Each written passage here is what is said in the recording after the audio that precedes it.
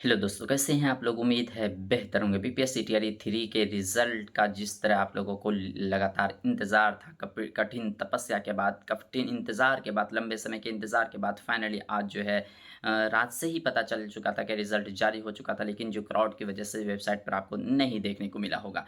तो फाइनली सवेरे सब कोई रिज़ल्ट देख चुके हैं। एक हदीस याद आया है कि मन जद्दा वजदा, जिसने कोशिश की उसने पाया।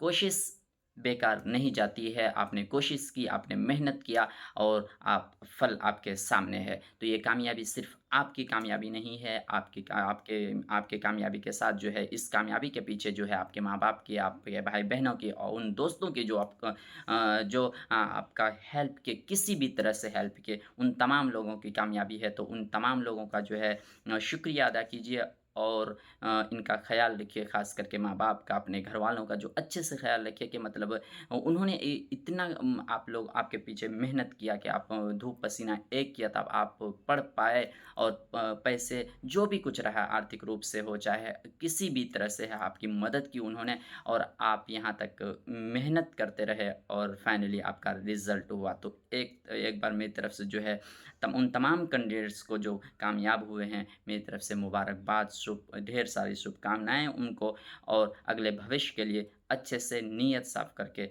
और अच्छे से तैयारी करें कि क्या कुछ करना है आगे। क्योंकि इन्नमल अमालु बिन्नियात के अमल का दारोमदार जो है नियतों पर है। तो आप नियत सही करके रखें, इंशाअल्लाह ज़रूर अच्छे से अच्छे और भी कामयाब होंगे।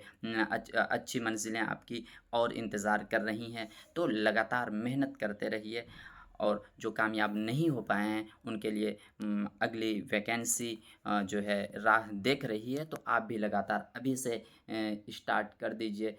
कहीं हर तरह से एक ही में किस्मत आज़माई ना करें, हर तरह से देखने की कोशिश करें। बाकी कट ऑफ क्या कुछ रहा जी, कट ऑफ तो बहुत ही मिनिमम रहा था जिस तरह मैंने ये बताया भी था कि मतलब कट ऑफ जो है 1 टू टीआरई 1 की तरह रहने की संभावना है।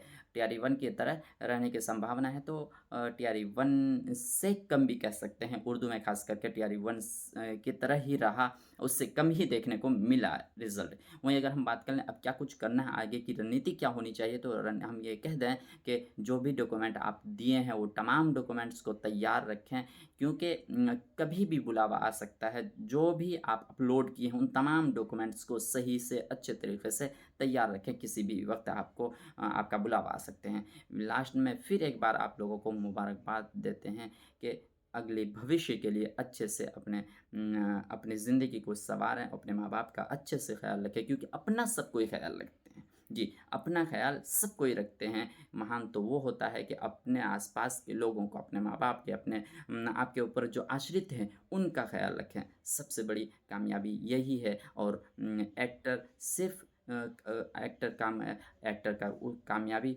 उसी वक़्त है जब तक उसके पीछे पर्दे के पीछे जो है काम करते हैं।